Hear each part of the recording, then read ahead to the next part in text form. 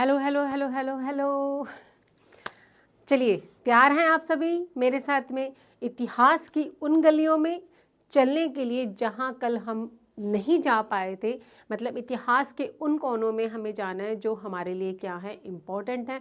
तो चलिए, आज हम अपनी दूसरी क्लास को, जो हमारी सेकंड क्लास है, यूजीसी नेट के मोस्ट एक्सपेक्टेड क्वेश्चन, पेपर में यही छपेगा, उन क्वेश्चंस के बारे में हम डिस्कस करने वाले हैं।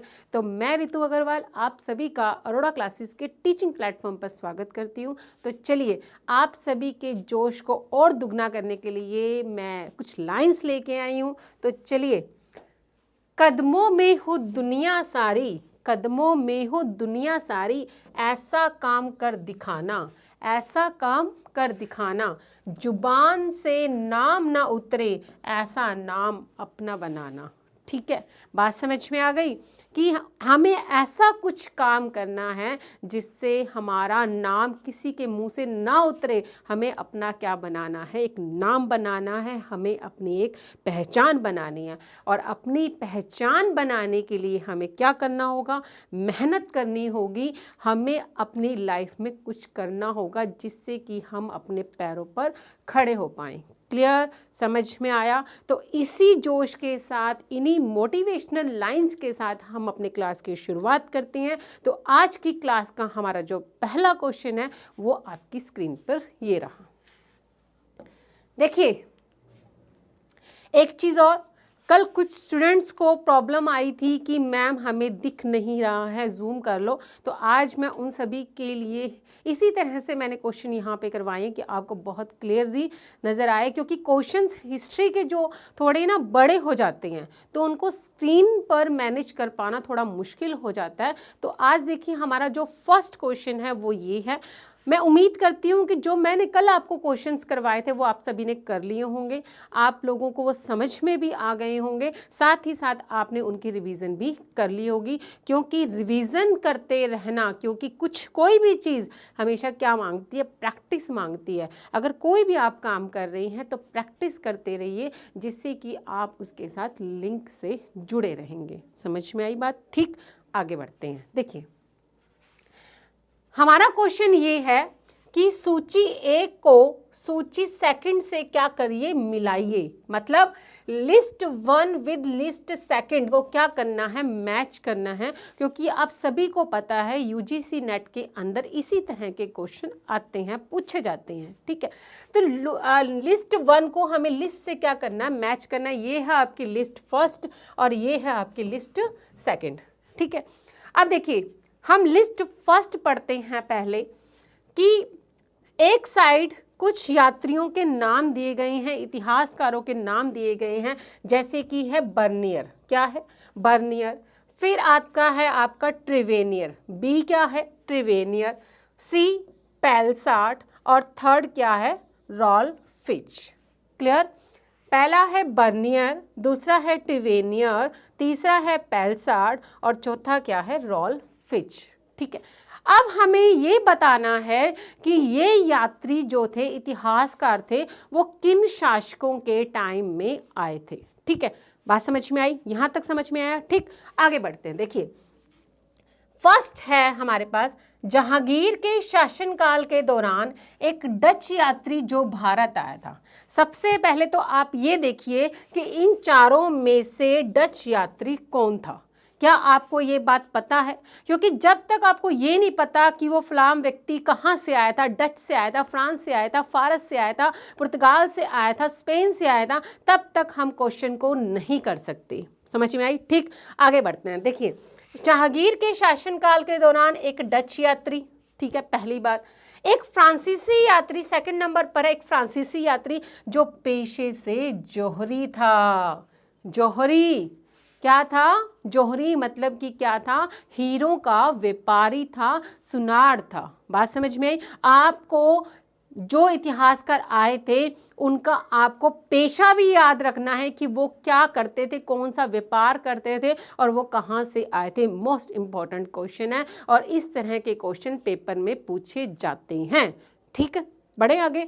तो फ्रांसीसी यात्री जो पेशे से क्या था? जौहरी था। और जो शाहजहां हर पॉइंट को आप नोट कीजिए कि देखिए क्या क्या पूछा गया क्वेश्चन में। शाहजहां और औरंगजेब के शासनकाल में भारत आया था। ठीक है, नेक्स्ट है थर्ड, एक अंग्रेज यात्री जो अकबर के शासनकाल में, यहाँ पे क्या पूछा गया है, शाहजहां और औरंगजेब, लेकिन वो क्या था, फ्रांसीसी था। यहाँ पे पूछा है अंग्रेज, अंग्रेज जो अकबर के शासनकाल के दौरान भारत आया था। ठीक है, थर्ड, एक फ्रांसीसी चिकित्सक, क्या आ गया भाई, डॉक्टर आ गया, समझ गए।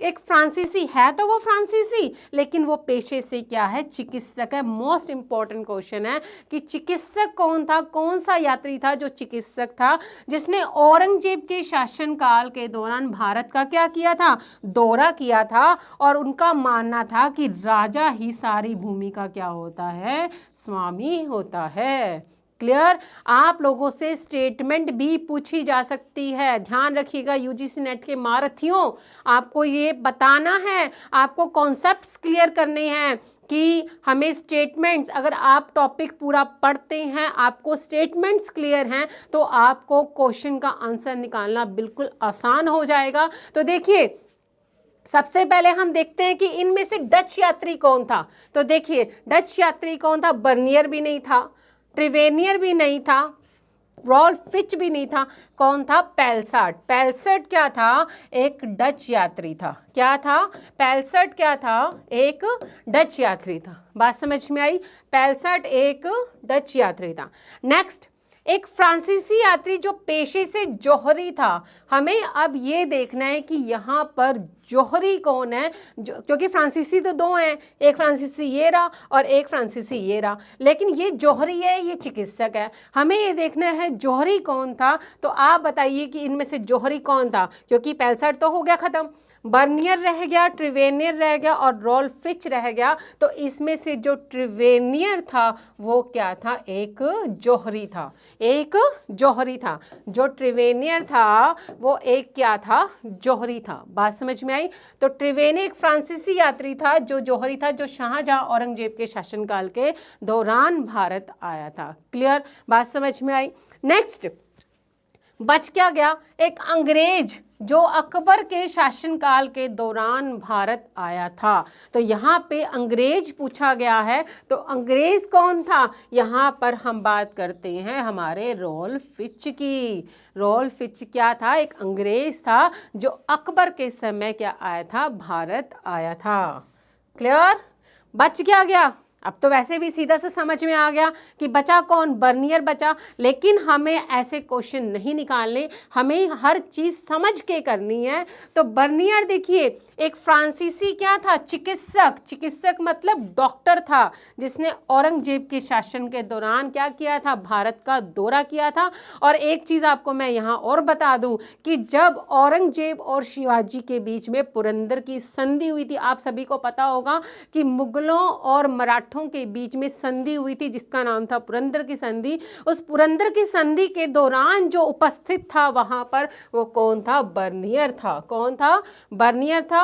और दूसरी बात, जब दारा शिको जो औरंगजेब का भाई है, ब्रदर है, भ्राता है, उसे जब मृत्यु दंड दिया जा रहा था तो उस टाइम में भी बर्नियर वहाँ पे क्या था, उपस्थित था। अगर आपको याद रखना है तो सबसे बढ़िया तरीका है, जब उसे मृत्यु दंड दिया गया, एक कहानी के रूप में अगर आप याद रखते हैं तो बहुत इजी रहेगा कि जब उसे मृत्युदंड दिया जा रहा था तो बर्नियर एक डॉक्टर था जिसने उसे क्या की थी, बचाने की कोशिश की थी। क्योंकि जब व्यक्ति मर रहा होता है तो उस टाइम पे सबसे ज़्यादा किसकी ज़रूरत होती है, तो डॉक्टर की। किसकी ज़रूरत होती है, डॉक्टर की। तो सीधा सा आंसर है। तो देखिए आपको पता चल गया ना बर्नियर कौन था, एक डॉक्टर था।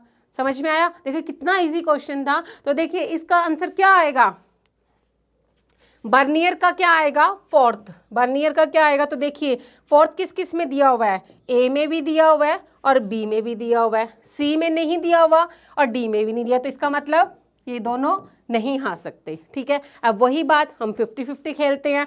ए और बी में से हमें एक बताना है, तो ए का 4 है, इसमें भी ए का 4 है। अब हम देखते हैं बी का सेकंड इसमें भी है और बी का सेकंड इसमें भी है, तो दोनों ही सही है इसका मतलब। तो बी का सेकंड कहाँ आ रहा है, ये आ रहा है।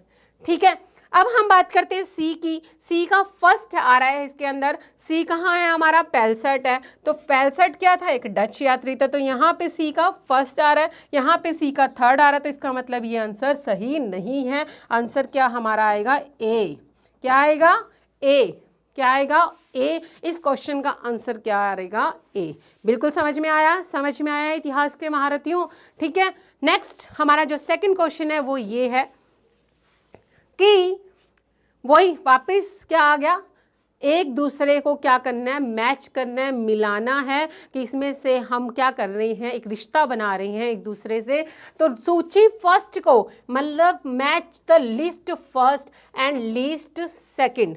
क्या करना है? मैच करना है किसको? लिस्ट फर्स्ट और लिस्ट सेकंड को। और सही उत्तर का हमें क्या करना है? चुनाव करना है। समझ में आया? तो देखिए इजारा, फर्स्ट हम पहले लिस्ट पढ़ते हैं फर्स्ट को कि क्या कहने जाती है, क्या चीज़ है ये। इजारा, हासिल, गल्ला बख्शी, क्या लिखा हुआ है? गल्ला बख्शी। एंड नेक्स्ट है नाबूद। क्या है? नाबूद। क्या लिखा हुआ है? नाबूद। अब आपने हिस्ट्री पढ़ी है, आप यूजीसी नेट की तैयारी कर रहे हैं, तो आप सभी को इन वर्ड्स का मतलब भी पता होना चाहिए कि इजारा क्या है, हासिल क्या है, गल्ला बख्शी क्या है और नाबूद क्या है। ठीक है। सेकंड नंबर पे हम सेकंड लिस्ट पढ़ते हैं कि भूमि लगान निर्धारण व एक तंत्र का मुगलों के अंतर्गत एक तरीका, मतलब कि एकत्र करने का मुगलों के अंतर्गत एक तरीका, एक भूमि का लगान निर्धारण करने की क्या है? एक पद्धति है। क्लियर। फिर हम बात करते हैं लगान को ठेके पर देने की प्रथा। वह क्षेत्र जहां पे फसल खराब हो गई है, मुगलों के अंतर्गत भूमि लगान की वास्तविक क्या की गई है? वसूली गई है। ठीक है। तो अब आप देखिए इजारा, सबसे पहले तो मैं आपको एक चीज बता दूं, जो इजारा जो प्रथा है वो किसने शुरू की थी? जहांगीर ने शुरू की थी। किसने शुरू की थी? जहांगीर ने शुरू की थी। किसने शुरू की? जहांगीर ने। अब इजारा होती क्या है? इसमें वैसे तो आप सभी को पता है कि जब भूमि को हम ठेके पर देते हैं, जो मतलब ठेका मुकाया जाता है, उसे क्या कहते हैं? भूमि को ठेके पर देने की व्यवस्था। तो इजारा व्यवस्था के अंदर कौन सा ऑप्शन आएगा कि भूमि को ठेके पर देने की प्रथा। मतलब आपसे ये डिसाइड कर लिया जाता है कि हमें महीने की इतने इनकम चाहिए, तो आप भूमि को ठेके पर ले सकते हैं। देखिए जब किसी व्यक्ति के पास ज़मीन ज़्यादा होती है, वो उस व्यक्ति को उस ज़मीन को संभाल नहीं पाता, तो वो क्या करता है? किसी को उस चीज़ को, ज़मीन को ठेके पर दे देता है।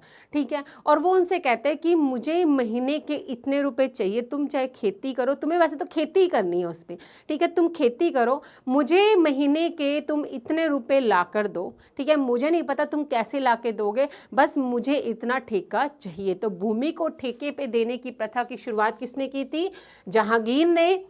मुगल काल के अंदर हम बात कर रहे हैं, तो ये किस व्यवस्था को हम क्या कहते हैं? इजारा कहते हैं। क्या कहते हैं? इजारा।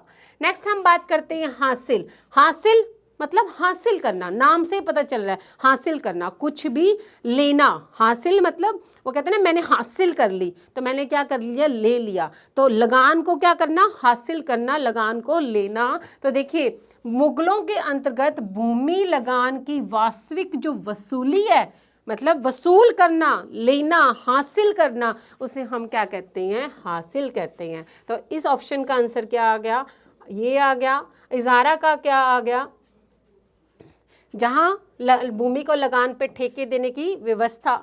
नेक्स्ट दो बच गए हैं, गल्ला बख्शी और नाबूद। नाबूद का मतलब होता है वह क्षेत्र जहां पर फसल खराब हो गई। नाबूद मतलब खत्म हो चुकी है। नाबूद मतलब खत्म है, इसका कोई काम नहीं है, ये सही नहीं है। ठीक है। तो ये क्या है? वह क्षेत्र जहां फसल क्या हो गई? ये खराब हो गई है, मतलब कि नष्ट हो चुकी है। नाबूद से क्या निकाल सकते हो आप? नष्ट हो चुकी है। क्लियर। नेक्स्ट हम बात करते हैं गल्ला बख्शी। गल्ला बख्शी। गल्ला बख्शी क्या होती है? भूमि लगान निर्धारण करने की क्या होती है, एक पद्धति होती है। मोस्ट इंपॉर्टेंट क्वेश्चन, ये क्वेश्चन आपसे इंडिविजुअल अकेला भी पूछा जाता है कि भूमि लगान निर्धारण की सबसे पहले तो ये पूछा था कि भूमि लगान निर्धारण करने की पद्धतियां कितनी हैं, ठीक है। अब आपसे क्वेश्चन ये पूछ लेते हैं गल्ला बख्शी क्या है, तो ये क्या है, भूमि लगान निर्धारण करने की पद्धति है। और गल्ला बख्शी के अंदर क्या होता है, जो लगान है वो क्या किया जाता है, 3 तरह से लिया जाता है। कितने तरीके से, 3 तरीके से लिया जाता है। एक तो लिया जाता है खड़ी फसल पर, एक लिया जाता है फसल को काट लेने के बाद। लेकिन वो फसल जब कट जाती है तो उससे जो उसका आप कह सकते हैं जो भूसा होता है या फिर जो उसका धान होता है वो अलग नहीं किया जाता। तो देखिए 3 तरह की होती है गल्ला बख्शी, खेत बटाई, लंक बटाई और रास बटाई। खेत बटाई, लंक बटाई और रास बटाई। खेत बटाई जो होती है वो खड़ी फसल पर होती है, उस पर क्या लगाया जाता है, अनुमान लगाया जाता है और उससे क्या लिया जाता है, लगान लिया जाता है। फिर आता है लंक बटाई। लंक बटाई में क्या होता है, फसल को काट लिया जाता है लेकिन फसल के साथ जो कचरा निकलता है उसे अलग नहीं किया जाता, उसी पर क्या लिया जाता है, लगान लिया जाता है। एक आता है रास बटाई। रास बटाई में क्या होता है, फसल को काट लेने के बाद उसकी सफाई कर लेने के बाद में जो बचता है उस पर क्या लिया जाता है, लगान लिया जाता है। तो गल्ला बख्शी के 3 तरह के प्रकार होते हैं। और एक चीज़ और बता दूं, भूमि लगान निर्धारण करने की सबसे प्राचीनतम जो प्रणाली है वो कौन सी है, गल्ला बख्शी है। मोस्ट इंपॉर्टेंट क्वेश्चन है, नोट कर लीजिए अपनी नोटबुक में कि भूमि लगान निर्धारण करने की सबसे प्राचीनतम पद्धति कौन सी है, तो वो कौन सी है, गल्ला बख्शी। क्लियर, बात समझ में आ गया। नेक्स्ट देखिए, इसका आंसर हम क्या निकालेंगे, देखिए इजारा का क्या आ रहा है, 4th नंबर, तो इजारा का ए का आ रहा है 4th नंबर। तो ये तो नहीं हो सकता, ये भी नहीं हो सकता, ये भी नहीं हो सकता, तो बचा क्या, यही सीधा सा आंसर है, निकल गया, इजी है, ठीक है। नेक्स्ट देखिए, अब वापस कथन कारण वाले क्वेश्चन आ गए जो मैंने आपको करवाए थे। देखिए, अगर आपको यूजीसी नेट का पेपर क्लियर करना है, उसे पास करना है, तो आपको मेहनत करनी पड़ेगी। मेहनत के साथ आपको क्या रखना होगा, अपने ऊपर आत्मविश्वास रखना होगा कि मैं कर सकता हूँ या मैं कर सकती हूँ, पहली बात। दूसरी बात, अगर आप अपने कॉन्सेप्ट्स को क्लियर करते हैं तो आपको डरने की ज़रूरत नहीं है, क्योंकि जो आज के टाइम में जो पेपर आ रहा है वो आ रहा है स्टेटमेंट्स के ऊपर, कथन कारण के ऊपर और मैच करने के ऊपर। ये इस तरह के जो आ रहा है वो पेपर आ रहा है। तो अगर आप इस तरह से अपनी तैयारी कर रहे हैं तो आपको डरने की आवश्यकता नहीं है। अगर फिर भी डर लग रहा है तो हम किस लिए हैं, तो आपको किसी प्रकार की दिक्कत हो, किसी प्रकार की असमंजस हो, किसी प्रकार की समस्या हो, रिलेटेड हिस्ट्री या फिर कुछ भी, तो आप मेरे कमेंट बॉक्स में जो आपको मैं क्लास में करवा रही हूँ उसके नीचे कमेंट बॉक्स आता है ना, तो उसके ऊपर आप टाइप कीजिए कि आपको क्या समझ में नहीं आ रहा, तो वो मैं आपको दोबारा करवाऊँगी नेक्स्ट क्लास के अंदर। और अगर कि स्टडी से रिलेटेड और भी कोई दिक्कत हो तो मुझे आप बताइए ताकि मैं आपकी समस्या को दूर कर पाऊँ। और तीसरी बात, अगर आपको समझ में आ रहा है तो प्लीज़ एक थम्स अप जरूर दीजिएगा ताकि मुझे भी पता चले कि जो मैं करवा रही हूँ वो मेरे स्टूडेंट्स को समझ में आ रहा है या नहीं आ रहा। और चौथी बात, अपने ऊपर आत्मविश्वास रखिए, अपने ऊपर कॉन्फिडेंस रखिए, क्योंकि लोगों का काम तो क्या है, कहना, और हमारा काम क्या है, करना। तो आप अपना काम करते जाइए और लोगों को ये करके दिखा दीजिए और उनके मुंह पर अपने नाम की क्या बनाइए, पहचान बनाइए। समझ में आया? तो देखिए, सैन्य दृष्टि से नीचे एक कथन और कारण दिया गया है कि सैन्य दृष्टि से औरंगजेब का शासन अलकृत नहीं था। अलकृत मतलब एक पूर्ण रूप से व्यवस्थित नहीं था। जैसे हम घर के अंदर हर चीज़ को मैनेज करके रखते हैं, व्यवस्थित करके रखते हैं, तो ये कहना चाहता है कि औरंगजेब का शासन क्या नहीं था, अलकृत नहीं था, मतलब कि व्यवस्थित नहीं था। नेक्स्ट आता है कारण, कि वह मराठों को अपने नियंत्रण में नहीं ला सका। अपने मराठों को नियंत्रण में नहीं ला सकता। तो बताइए क्या ये दोनों ही स्टेटमेंट सही हैं? तो सबसे पहले तो हम ये डिसाइड करते हैं कि क्या ये दोनों स्टेटमेंट सही है या नहीं। तो वह अलकृत नहीं था, औरंगजेब का शासन अलकृत नहीं था। तो ये क्या है, ए डी आएगा इसका आंसर। A is false but R is true. A क्या है, गलत है, अलकृत नहीं था। ध्यान दीजिएगा, जो लाइन दी गई है आप उस पर गौर फरमाइएगा कि अलकृत नहीं था, नहीं था मतलब नहीं मतलब कि सही नहीं था। लेकिन औरंगजेब का जो शासन था वो अलकृत था, व्यवस्थित था। उसने हर चीज को एक व्यवस्थित रूप से क्या किया था, लागू किया था। तो ये वाली जो स्टेटमेंट है वो तो क्या हो गई है, गलत हो गई है। अब नेक्स्ट आता है कि वह मराठों को नियंत्रण में नहीं ला सका। तो ये वाली स्टेटमेंट क्या है, बिल्कुल सही है, क्योंकि जो मराठे थे वो औरंगजेब के अधीन नहीं आ पाए थे। हालांकि इनके बीच में बहुत सारे युद्ध हुए हैं, कभी मुगल जीतते हैं तो कभी मराठे जीतते हैं, लेकिन अंत तक औरंगजेब अपने मरते दम तक मराठों को अपने अधीन नहीं लेके आ पाया था। अगर आप मराठा साम्राज्य जो है, मराठा जो वंश अगर आप कॉन्सेप्ट में पढ़ते हैं, उसको बिल्कुल डिटेल में पढ़ते हैं, तो आपको ये लाइंस बिल्कुल आराम से समझ में आ जाएंगी कि मराठे कभी भी मुगलों के अधीन नहीं आ पाए थे।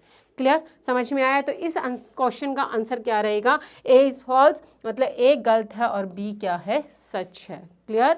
नेक्स्ट हमारा क्वेश्चन रहेगा कि the reality of Mughal centralise power is one matter, whether is the good और बैड क्वाइट अनदर। मुगल केंद्रीकृत सत्ता की वास्तविकता एक बात है, चाहे वह अच्छी हो या बुरी बिल्कुल दूसरी।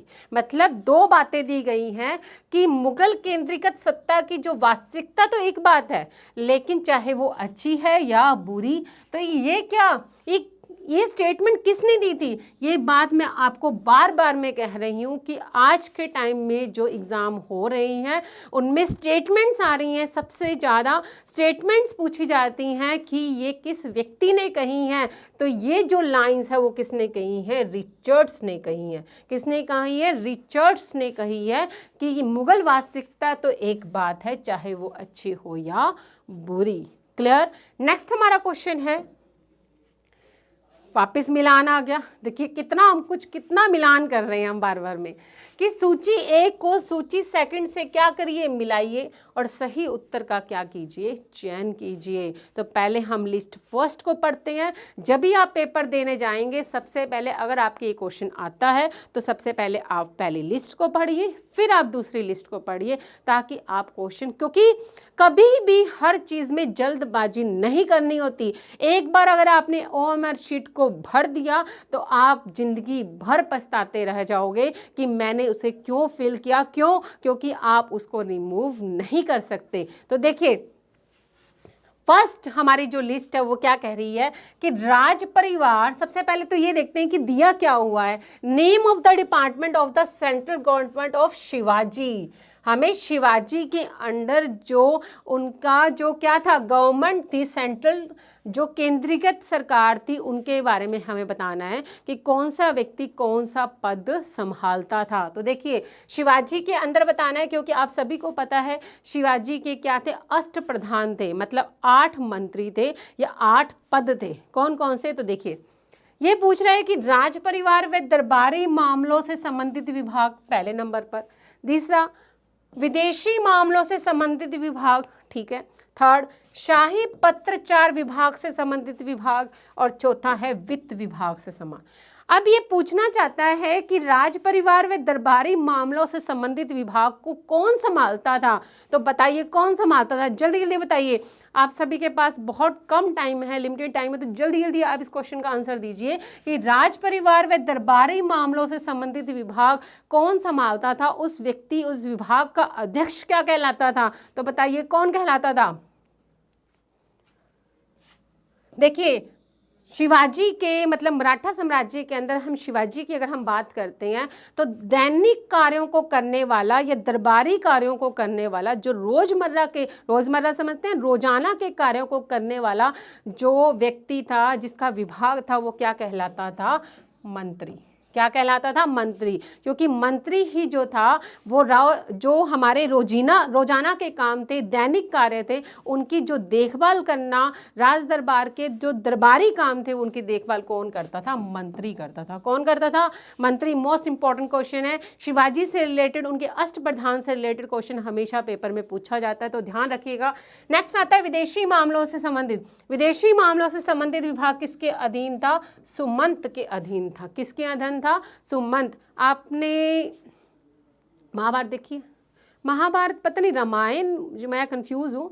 महाभारत और रामायण में क्या होता था, जो एक आपने अगर ध्यान से देखिए, गौर से देखी है, तो सुमंत नाम का एक व्यक्ति होता था जो दूसरे देशों के साथ या दूसरे राज्यों के साथ क्या करता था? पत्र व्यवहार करता था।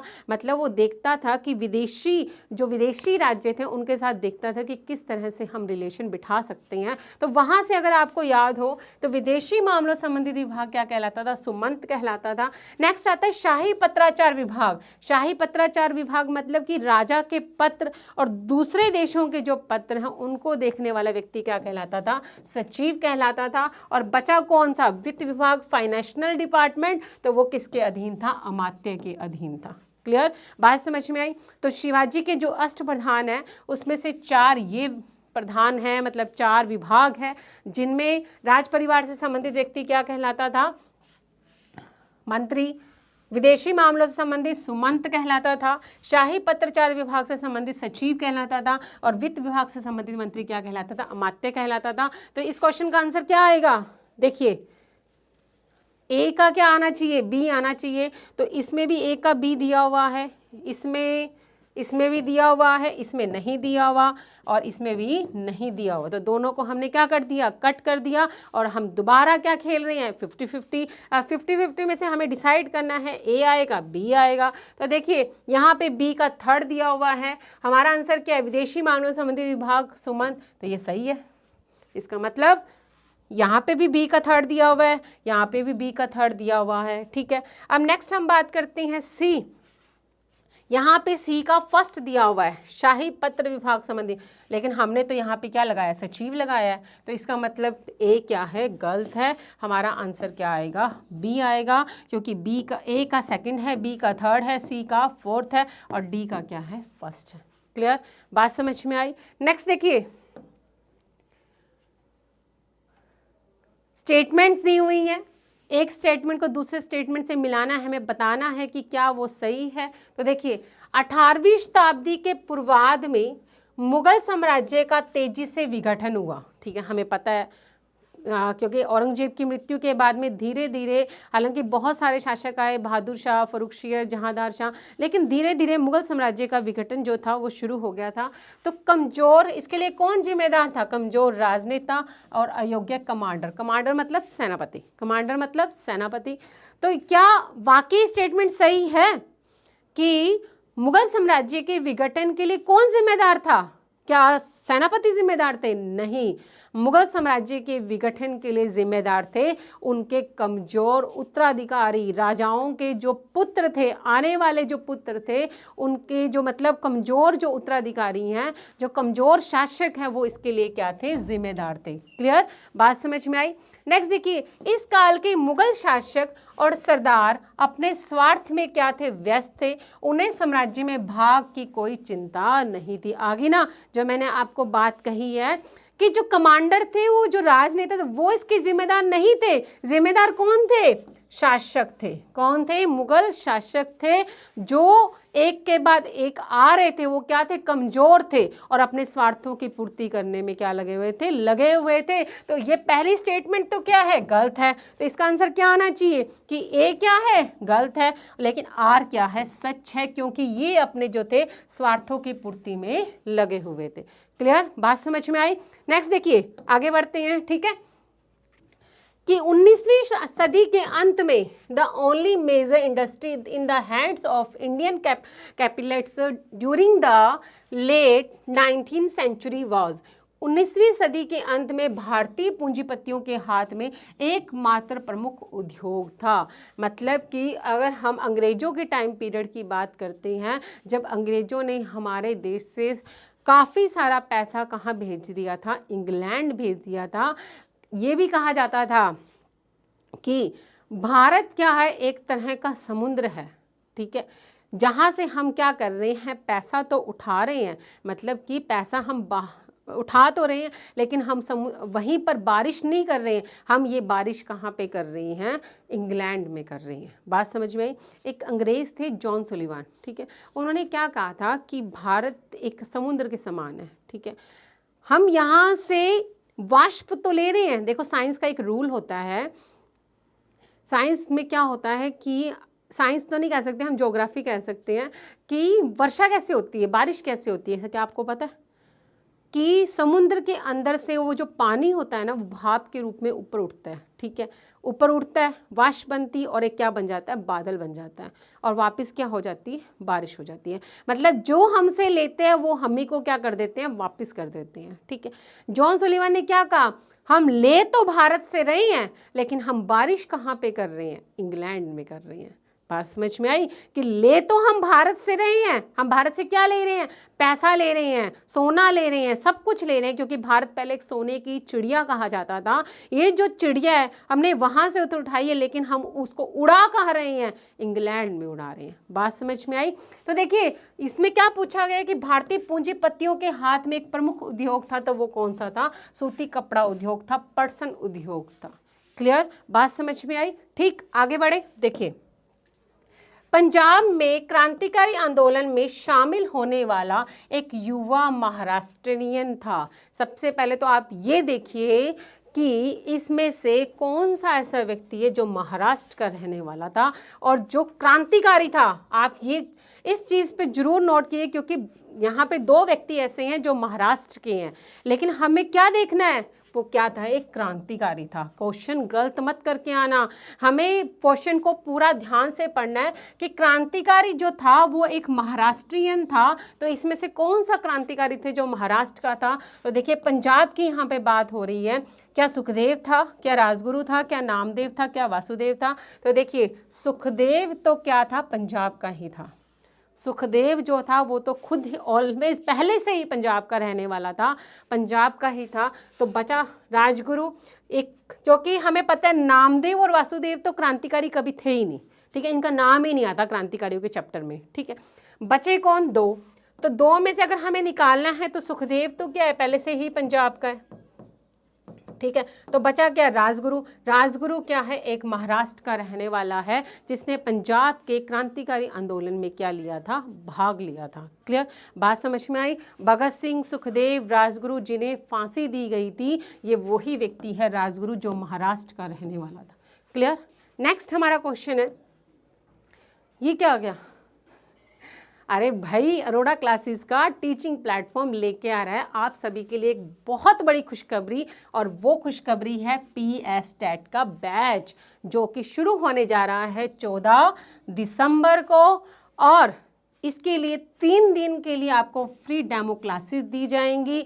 और सबसे बड़ी बात, अगर आप मेरा कूपन कोड AC512 AC512 अगर आप यूज़ करते हैं तो आपको भारी भारी भारी भारी मात्रा में क्या दिया जाएगा, डिस्काउंट दिया जाएगा। ठीक है, चलिए आगे बढ़ते हैं। नेक्स्ट, किसने कहा था कि राजनीतिक डकैतियों का उद्देश्य सरकार से संबंधित धन को सुरक्षित होना चाहिए। मतलब किसने कहा था कि हमारी जो डकैतियां हैं उनका उद्देश्य क्या है, सरकारी धन को क्या करना, सुरक्षित करना। मतलब हम जो लूटमार कर रहे हैं उनका, उसके पीछे हमारा उद्देश्य क्या है, क्योंकि जो सरकारी धन को हमारे पास लेके आना और हम उसको क्या करेंगे, सुरक्षित रखेंगे। ये क्रांतिकारियों वाले टॉपिक में से क्वेश्चन आया है, तो ध्यान रखिएगा। ये पूछा गया स्टेटमेंट किसने कही गई है, तो किसने कही है, राम प्रसाद बिस्मिल ने, सूर्या सेन ने, प्रीतिलता वाडियर ने और सुखदेव ने। किसने कही ये स्टेटमेंट, ये स्टेटमेंट कही है राम प्रसाद बिस्मिल ने, क्योंकि ये जो आप स्टेटमेंट पढ़ रहे हैं ये काकोरी ट्रेन से संबंधित है। काकोरी ट्रेन डकैती से डकैती वर्ड आ रहा है ना, तो यहाँ पे भी क्या आ रहा है, डकैती। तो डकैती से याद रखिएगा राम प्रसाद बिस्मिल। राम प्रसाद बिस्मिल ने एक योजना बनाई थी कि हम लोग सहारनपुर से लखनऊ जा रही सहारनपुर से लखनऊ जा रही एक ट्रेन है जो जहाँ पे काकोरी नामक स्थान पे कुछ टाइम के लिए रुकती है, वहाँ पर हम इसकी क्या करेंगे, लूटपाट करेंगे, क्योंकि इसमें क्या है, सरकारी धन है। और ये घटना कब की है, 9 अगस्त 1925 की। ये घटना कब की है, 9 अगस्त 1925 की है। पूछा जाता है कि सहारनपुर से लखनऊ जा रही एक ट्रेन है, उसको हम काकोरी नामक स्थान पर क्या करेंगे, लूटपाट करेंगे। इस वजह से इस ट्रेन डकैती को किस नाम से जाना जाता है, काकोरी के नाम से जाना जाता है, जिसकी योजना किसने बनाई थी, राम प्रसाद बिस्मिल ने, जो कहाँ हुई थी, 9 अगस्त 1925 को हुई थी। क्लियर। जो सूर्य सेन है और जो प्रीतिलता वाडियर हैं, ये दोनों ही बंगाल के रहने वाले हैं, और सूर्य सेन को मास्टर दा के नाम से भी जाना जाता है, क्योंकि ये पेशे से क्या थे, टीचर थे। क्लियर, बात समझ में आई। Next question. अब ये बताना है कि शेरशाह सूरी के बारे में जो नीचे स्टेटमेंट्स दी गई हैं, इन पर हमें विचार करना है, हमें सोचना है कि क्या सही है और क्या गलत है। शेरशाह ने अफगानिस्तान से उड़ीसा तक फैला हुआ साम्राज्य स्थापित किया, नहीं। शेरशाह ने अफगानिस्तान से उड़ीसा तक फैला हुआ साम्राज्य स्थापित किया, ये स्टेटमेंट सही नहीं है। प्रशासन में हिंदवी भाषा, शेरशाह सूरी भारतीय इतिहास का या कह लीजिए मुगल टाइम पीरियड का पहला शासक है जिसने हिंदवी भाषा का प्रयोग किया था। तो हिंदवी भाषा का प्रयोग उसकी व्यवहारिक समझ का क्या था, परिचायक था। क्लियर। उसने कानूनों और व्यवस्था को, शेरशाह सूरी अपनी प्रशासनिक व्यवस्था के लिए बहुत फेमस व्यक्ति है, उसने हर चीज़ को ठोस रूप से क्या किया था, लागू किया था। तो उसने कानून व्यवस्था को क्या किया था, सख्ती से क्या किया था, लागू किया था, जैसे मैंने आपको भी बताया। फोर्थ स्टेटमेंट क्या है, उसने सोने के सिक्कों का प्रचलन क्या कर दिया, बंद कर दिया। अरे भाई, उसने तो खुद एक सोने का सिक्का चलाया था जिसका नाम था मोहर। उसने तो खुद एक सोने का सिक्का चलाया शेरशाह सूरी ने, जिसका नाम है मोहर। तो वो सोने के सिक्कों का प्रचलन बंद कैसे कर देगा, क्योंकि शेरशाह सूरी तो खुद सोने का सिक्का चला रहा है। तो इसमें से दो स्टेटमेंट सही है कि शेरशाह ने अफगानिस्तान से उड़ीसा फैला और राज्य स्थापित किया, ये गलत है। हिंदी भाषा का प्रयोग सही है, कानून व्यवस्था को सख्ती से लागू किया, ये भी सही है, और सोने के सिक्कों का प्रचलन ये क्या कर दिया, गलत है। तो पूछा क्या आपसे, सही उत्तर का चयन कीजिए। तो दो स्टेटमेंट सही है, सेकंड और थर्ड। तो देखिए सेकंड और थर्ड किस में आ रही हैं, इसमें आ रही हैं। तो आंसर क्या होगा, 2 नंबर, जिसमें 2 स्टेटमेंट सही आ रही है। क्लियर, बात समझ में आए। नेक्स्ट क्वेश्चन देखिए, हमें इसको क्रम वाइज डिसाइड करना है कि कौन सा युद्ध क्या हुआ था, पहले हुआ था। हमेशा युद्ध सीधा नहीं पूछा जाता यूजीसी नेट के अंदर, आप लोगों से क्रम पूछे जाते हैं कि पहले युद्ध कौन सा हुआ था। तो देखिए, और हमें सही उत्तर का क्या करना है, चयन करना है। फर्स्ट नंबर पे है खानवा का युद्ध, ये हुआ था चौसा का, पालखेड़ा का युद्ध और ये धर्मत का युद्ध। खानवा का युद्ध कब हुआ था, बताइए जल्दी बताइए, खानवा का युद्ध कब हुआ था, 1527 में। किसके बीच में हुआ था, बाबर और राणा सांगा के बीच में। ठीक है। पालखेड़ा का युद्ध हुआ था 1708 में, किसके बीच में हुआ था, बाजीराव प्रथम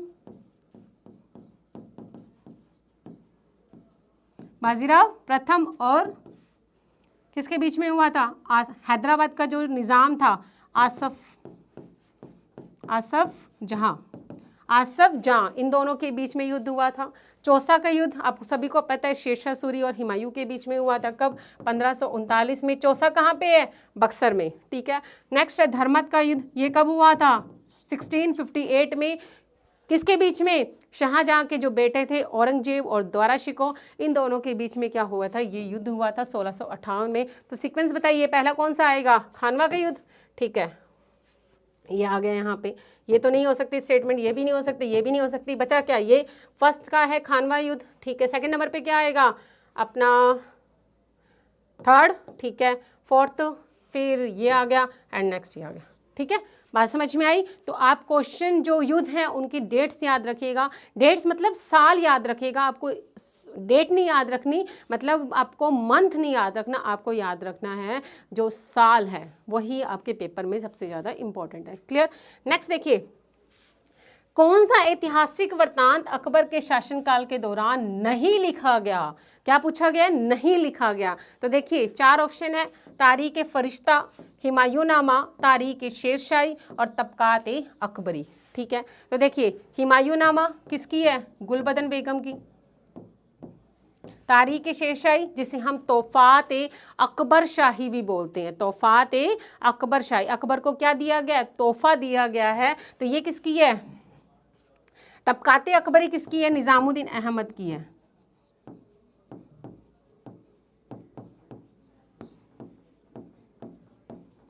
किसकी है, निजामुद्दीन अहमद की है। तारीख के फरिश्ता किसकी है, मोहम्मद कासिम की है, ठीक है। और ये हुमायूंनामा किसकी है, गुलबदन की। तारीख शेरशाही ये है अब्बास खां शरवानी की, अब्बास खां शरवानी, ठीक है।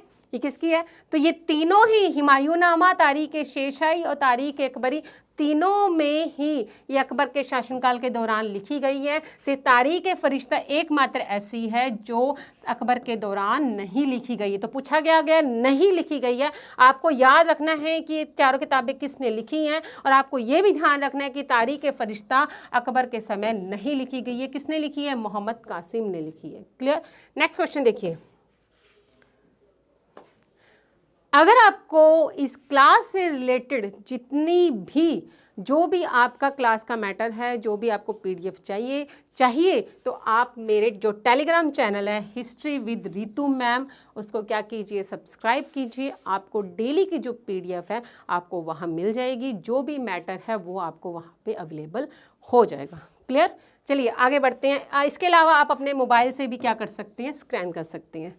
नेक्स्ट, किस इतिहासकार ने लिखा है कि नूरजहां के संबंधियों व जानकारों में हर तरह के अनुग्रह को बढ़ावा दिया था। मतलब सबसे ज़्यादा दरबार में किसका बोलबाला था, तो वो किसका था, नूरजहां के संबंधियों का था, नूरजहां के रिश्तेदारों का था। क्योंकि नूरजहां कौन थी, जहांगीर की प्रिय पत्नी थी। क्या थी, जहांगीर की प्रिय पत्नी थी, और एकमात्र लेडी थी मुगल शासन में कि जिसने हर किसी पर जैसे अकबर है वो ही साइन करता था, औरंगजेब साइन करता था, लेकिन जहांगीर ने अपनी पत्नी को हर तरह के सरकारी अधिकार क्या हुए थे, दिए हुए थे। क्लियर। हम यहाँ से ये क्वेश्चन पूछा गया कि किसने कहा है कि नूरजहां के संबंधियों व जानकारों ने क्या किया था, उनका दरबार में क्या था, बोलबाला था। तो आपको मैं बता दूं ये स्टेटमेंट किसकी है, मुतामाद खां की है, जो जहांगीर का क्या था, वजीर था, जहांगीर का मुख्य व्यक्ति था, सारे काम ही क्या करता था, ये करता था। क्लियर, बात समझ में आएगी। ठीक, देखिए मैं आपको दोबारा बार बार मैं यही बात कह रही हूँ कि स्टेटमेंट सबसे ज़्यादा पूछी जाती है, तो आप इस चीज़ का ध्यान रखिएगा, स्टेटमेंट सबसे ज़्यादा जरूरी है। तो इसके लिए आप ऑथेंटिक्स बुक्स पढ़िए, सतीश चंद्र को पढ़िए, जो सबसे ज़्यादा इम्पॉर्टेंट है। क्लियर। देखिए नेक्स्ट क्वेश्चन देखिए, मुगल कालीन भारत में क्या पूछा है, कथन सत्य है, मुगल कालीन भारत में अमीर वर्ग यूरोप की तरह एक विधि सम्मत वर्ग था। नहीं, अमीर वर्ग तो दास था। ठीक है, मुगल अमीरों को उस स्तरीय प्रशासन में शामिल नहीं किया। क्यों नहीं किया गया, सभी जगह तो मुगल अमीर शामिल थे। ठीक है, ईरानी तुरानी व शेख ज़्यादा अमीरों के भी सामाजिक विभेद लुप्त हो गया था। ये भी बिल्कुल गलत है। क्या पूछा गया है, सत्य है, तो ये भी क्या है, गलत है। स्टेटमेंट क्या आएगी, वह अमीर जिनके पूर्वज एक पीढ़ी से अधिक मुगल शासकीय सेवा में रह रहे थे, मतलब क्या थे, वंशानुगत थे। मतलब मान लो मेरे बाद जो मेरा बेटा है वो बैठेगा, मेरे बेटे का बेटा बैठेगा, तो जो अधिक मुगल शासकीय सेवा में रह रहे थे उन्हें क्या कहा जाता था। मोस्ट इंपॉर्टेंट क्वेश्चन, आप लोगों से क्वेश्चन ऐसे भी पूछा जा सकता है कि उन्हें क्या कहा जाता था, वह अमीर जिनके पूर्वज एक पीढ़ी से अधिक मुगल शासकीय सेवा में रह रहे थे उन्हें क्या कहा जाता है, उन्हें क्या कहा जाता है, खानजादा कहा जाता है। तो ये स्टेटमेंट क्या है, बिल्कुल सही है। क्लियर, बात समझ में आई। नेक्स्ट क्वेश्चन देखिए, इसी के साथ आज का जो हमारा जो क्लास है, जो इतिहास की गलियों के जो हम कोनों में गए हैं, ये जो कोने हैं वो अभी ख़त्म नहीं हुए हैं, अभी हमें और भी जाना है। ये जो हमारी यात्रा है लंबी जाने वाली है, जब तक आपका एग्ज़ाम क्लियर नहीं हो जाता, आपका एग्ज़ाम क्रैक नहीं हो जाता। तो मैं आप लोगों को बार बार मैं यही बात कह रही हूँ, अगर आपको किसी प्रकार की दिक्कत हो, चाहे वो हिस्ट्री से रिलेटेड हो या किसी प्रकार की समस्या हो, तो आप मुझे कमेंट बॉक्स में कमेंट कीजिए, मुझे बताइए। मैं कोशिश करूँगी आपकी समस्या को सुलझाने की, आपकी समस्या को दूर करने की।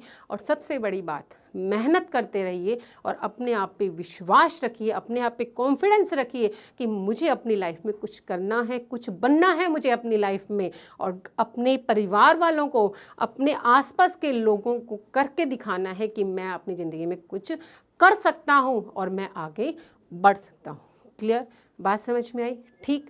तो इसी के साथ हम नए जोश के साथ, नए टॉपिक के साथ, नए एमसीक्यू क्वेश्चंस के साथ, जो इम्पॉर्टेंट एमसीक्यू क्वेश्चन है जो आपके पेपर में छपने वाले हैं।